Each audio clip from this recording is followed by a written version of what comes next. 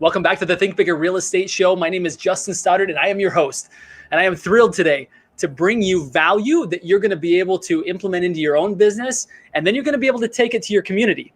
You and I both know that the real estate agent that brings the most amount of value and lets that value be known wins. And today's guest has a very tactical checklist that you can take to not only prepare your business for crisis to where you're prepared, but to where your other business owner, Upstream Partners, as well as your community at large is prepared for what's coming. Before I fully introduce today's guest, let me remind you that inside of the Think Bigger Real Estate group on Facebook, we go deeper on these topics. We introduce you to to the guests, to the guests, so that you have the ability to get more information from them and apply these things into your life. So again, if you're not yet a member of the Think Bigger Real Estate group on Facebook, go there and allow this learning to go deeper into your mind and integrate it into your business.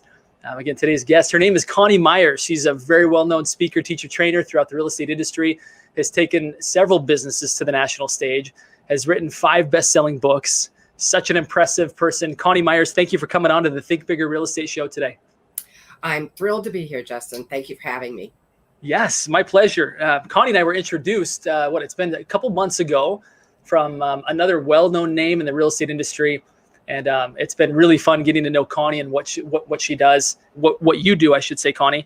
I'm excited to bring this about. You know, where I live, right, kind of the Portland, Oregon, last year, right, we had a massive ice storm that kind of shut things down for over a week. We had firestorms where we were evacuated from our home. And then you see other parts of the country that have, whether it be hurricanes, tornadoes, again, forest fires, droughts, I think is probably maybe queued up for our next one. Like there's no shortage of natural disasters and alone just personal, right? Maybe like the loss of a loved one, or a health. And I think sometimes people well, what you focus on expands. If you focus on disasters and crises, that's what you're going to get. I don't think that's the way that it actually works. I think if you are prepared, you shall not fear. If you're prepared for this, then you don't have to focus on it. Especially when it comes, you have a plan in place. And that's what I love about what you bring to the table, Coni. Talk to us a little bit about how you got into this passion for really being a crisis management specialist. Well, I was actually a FEMA inspector and trainer for about 7 years. And everything I've done, let me just suffice to say that I used to think I was like a cat with 9 lives. I had 9 different careers.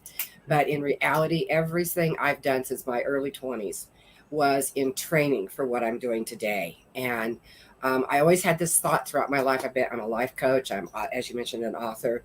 And I always had this thought, what does that FEMA stuff have to do with anything I'm doing today? And then in 2019, the California Association of Realtors sent out an email saying, these are topics that we're looking for. I already had some other courses up on their site. And one of them was disaster. So I wrote them back and I said, nobody gets that one but me.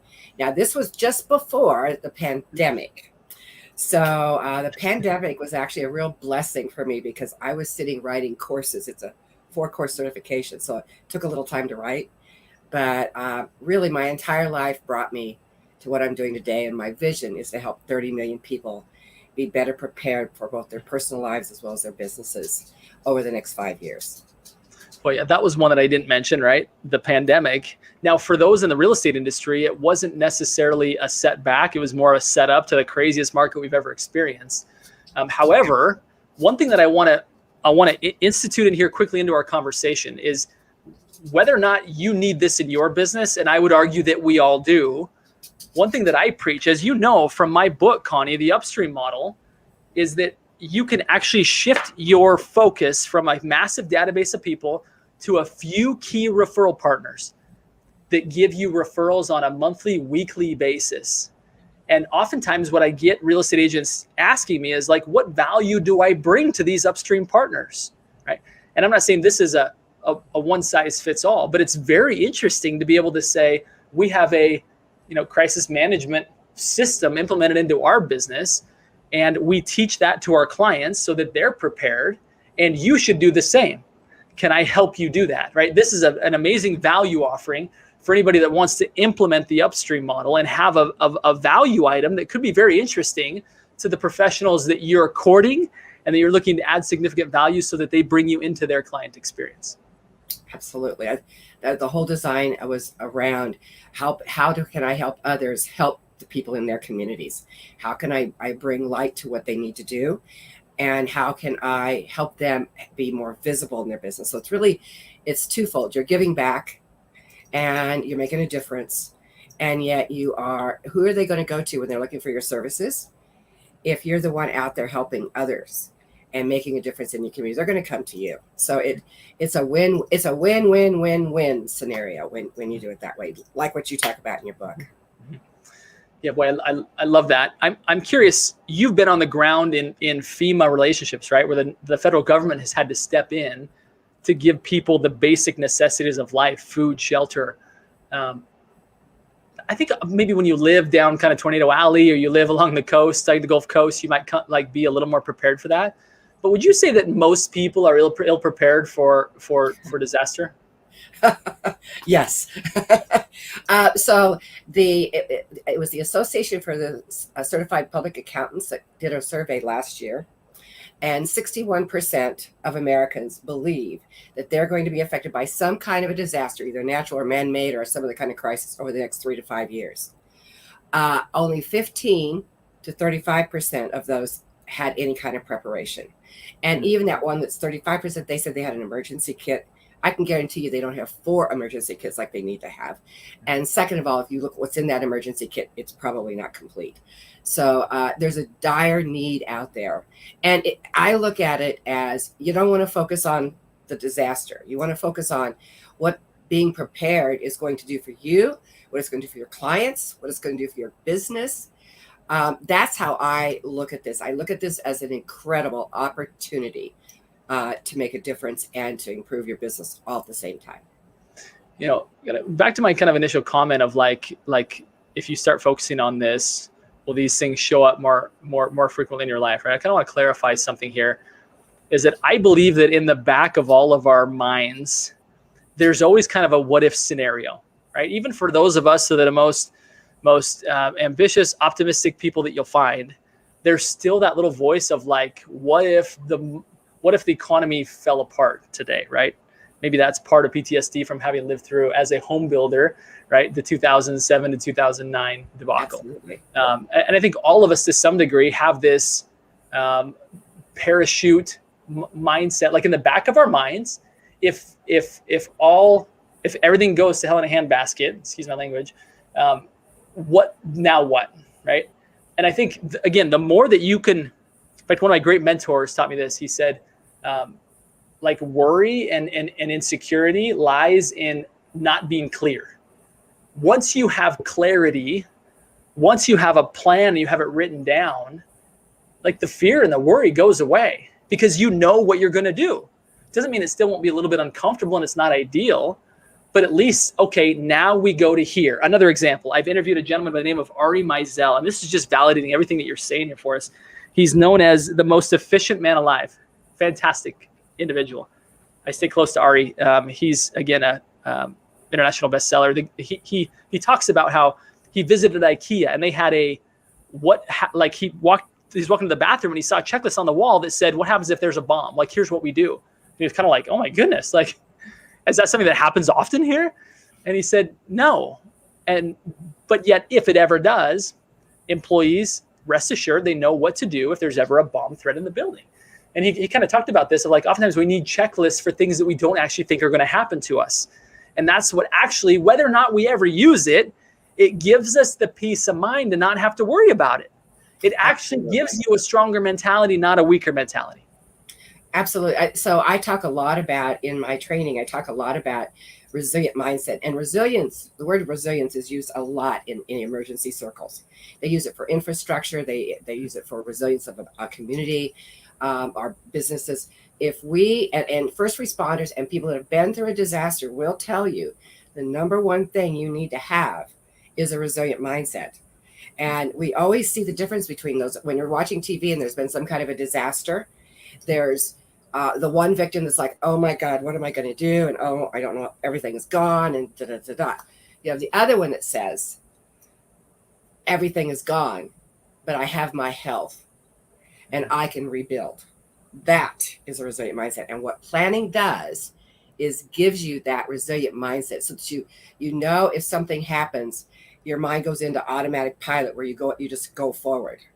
And you see it over and over again, even with the slightest bit of preparation. Even if there's just one little piece of preparation that you do, then it helps you to move into that resiliency and helps you to move forward and helps you to survive and helps you to recover. Yeah, boy, it's brilliant. Let's talk a little bit about what that looks like, what that checklist looks like. And I know, in fact, let's just jump to it here really quickly, Coni, that you have a checklist that people can go and download right now, right? Absolutely. I'm going to post, if you look in the comments here, I've just posted a link to Coni's website. Keep in mind, this is for your business, right? It's for yourself personally, and it's also for you to share in your community and with Upstream Partners. This is a value add she's giving to you to allow you to be more valuable to yourself, as well as to be more prepared, more clear, as well as to offer that value to other people. It's a splendid gift. It's awesome. I'm grateful that you did that. Now, would you mind kind of whetting our appetite a little bit on to kind of talking us through, Coni, Sure. what is in there and like what should people be kind of looking for? Well, I think everybody's heard that they need to have water and food. Everybody's heard that. Most people don't have it, but they've all heard that you have to have that. But I think one of the number one things you need to keep in mind, and the checklist is called Make a Plan, Do a Plan. So it covers all the things that go into all different types of emergency kits. It goes into what kind of plans, communication plans, evacuation plans. If you have somebody with disability, a plan for them, a plan for your kids. But I think the most important thing that people don't think about for their emergency kit is cash. You don't see it on any of the lists. But what happens if the power is out and you need to go to the store or you need to rent a room and there's no electricity and you can't use your card? You can't go to the ATM machine. What are you going to do? So the number one thing is cash. And then depending upon the type of risk you have in your area, there's your general preparedness kit. But then there's a kit depending on, like, for example, in Portland, flooding, fire, tornadoes. Well, you don't have tornadoes that much, but some tornadoes. Winter storms. Earthquake, right? We're overdue for a massive, right? Exactly. So what do you need particularly in that kit for those kinds of disasters? So I go through a lot of that, but I have a whole list of things that you could check off that you need for your general plan, and then you take a look at your risk. There's also a plan for your business. What do you need for your business? And let me give you one very important tip. You need to have 2 different crisis centers for your business. And I don't care if you're a one-person business or you've got 1,000 employees. You need 2 crisis centers. One in your office where you have alternatives to cell phones, alternatives to home lines. How are you going to communicate? An alternative email. Those are all critically important things. And you need to have that same in a location that is not in your office, that's far enough away that it probably will not be hit by the same kind of disaster that you're being hit with. So that's one of the most important tips I can give for people with businesses. Yeah, it reminds me in any sort of war setting, right? A strategy is to take out communication first. And of course, Mother Nature doesn't have that intent to do that to us, but oftentimes that's what happens, right? As communication goes down, you have a hard time getting the services that you need because you can't communicate. Loved ones are worried about you because they can't communicate with you.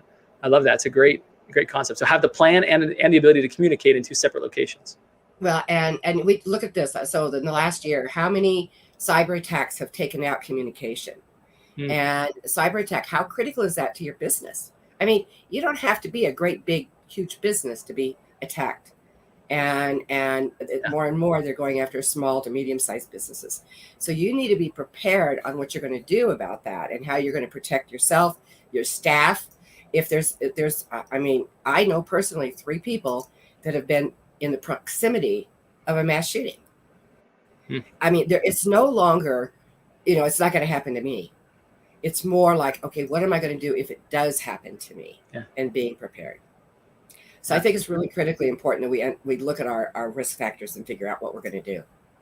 And again, the key to a strong mind, right, we're talking about thinking bigger on this episode, right? Of helping people to have the confidence and the perspective and the proper pursuit. And if in the back of your mind, you've got fear because you're unprepared, right? Or you get blindsided because you didn't think it would ever happen to you, that can be extremely disruptive to your business. I would imagine, Coni, that you've seen both real estate businesses as well as so many others. Some were completely unprepared, right? You talked about kind of personal resilience. But there's this business side as well, isn't there? Of like businesses that were Oh, ready, prepared, had cash reserves, whatever, had that same plan in place for the business, and those that had none, and like how disruptive that is to someone's income when either they're not prepared or not expecting something to come and hit them, right? it's one person in particular. She owns a real estate office in Malibu, and she was born and raised in Malibu. When the Malibu fires came through, it took out her family home, which her mom was still living in, and several of the agents at her office got damaged, or either damaged or destroyed. And in the middle of the night, she got a knock on the door. The fire had shifted direction, and she was told she has 15 minutes to get out. And she said she took half of that time spinning around in a circle trying to figure out what to take. When they got to the shelter, she has two little girls. I think they were 4 and 6 at the time. And she had brought nothing for her kids, nothing. And when it came back to really assessing her business, they were out of business for, I don't remember exactly how long she said, but it was a period of time. And their agents are trying to figure out how to get a hold of their clients, and they've got escrows and things they're supposed to close. And it just caused mass confusion because there was not a plan in place. Again, I want to go back to this point. I know your vision, Coni, is to help 30 million people to have a plan in place, right? To be prepared, to be touched by your content. I want real estate agents to recognize that you can be a part of that. Not for Coni's sake. I think she's an amazing individual and you would be well served by doing it for her sake, but for your sake. Again, you're always trying to stay relevant. You're always trying to stay valuable to your clients and your community. I know an agent who I work very closely with, and she had a preparation client event, right? Sometimes a client event is let's get together, let's have some appetizers and some drinks and have fun together. Nothing wrong with that, but wouldn't it be interesting to also parlay in something that actually helps people at the end of the day have like some preparation in place? Like take what Coni's teaching you here, bring some of your top clients together and help them get a plan in place. What a great way for you to be extremely valuable to your client base. And then thinking another layer up, think about to your upstream partners of taking that same concept and saying, hello, Mr. Financial Advisor. I have a great idea. We just did this with our clients. I'd love to help you execute it with your clients. Like how valuable would that be to have almost a client experience in a box with all the templates, all the checklists, everything that you learned that went well and tweaking the things that didn't. How cool would that be for you to be able to step in and offer that value to people who can be a significant referral source into your business? I just love what you're doing, Coni. I think it's not just entertainment and have marketing pizzazz. There's deep meaning and significance behind what you're doing here. I love it. One thing I'd like to add is each month I put out a mini course or a mini video training that you can, as a CKIM advisor, you have access to, and you can either take it and you either get the slide deck, you can do it yourself, or you can just use the one that I've put together and you can email that out. And every single month, there is something new that you can offer to your community. The book that I'm coming out with, When the Unthinkable Happens, Be Prepared, Be Ready. I'm going to make it a #1 bestseller, and I'm determined. And when it is, you'll be able to put a chapter in that book about why you wanted to become a CKIM advisor, why you wanted to give back to your community, and why you love the work that you do. I love it, Coni. I'm going to move now to the signature question of the show, Coni, which is you're a big thinker. You've been doing it for a long time, adding value to other people. What is it that Coni does to continue to be a big thinker, to continue to expand your own possibilities? Teach us how you grow, Coni. I am constantly listening to shows like this. I've got a definite following. I do interviews like you're doing here, and I can't tell you, I learned so much. And the relationships that I've developed over the years have really pushed me forward. And one thing about working with disasters and other types of crisis, there's always something new to learn and something new to expand on. So I'm not for lack of being able to take my brain and move it forward a little bit more. Yeah. I just remembered we have a group of people who are listening to this and not watching this. So I'm gonna restate the website where you go to learn more about this. It's CK Solutions. No, CKM. CKM. I should probably restate that here, folks. CKM Solutions Group.com. Okay, we'll have to go back and correct that in the places. That is where you will find access to this free checklist download and learn more about what Coni has to offer. Coni, thank you so much for being here on the show today, for teaching us how to be a big thinker. I'm excited to be learning from you. I know we share a mastermind together, and from which I'm always grateful for what you bring to the table. And for all those listening here today, thank you for tuning in. And my final request of everybody, of all of us, is to go think bigger. Coni, thanks for helping us do that today, my friend. Thank you. Thank you for having me.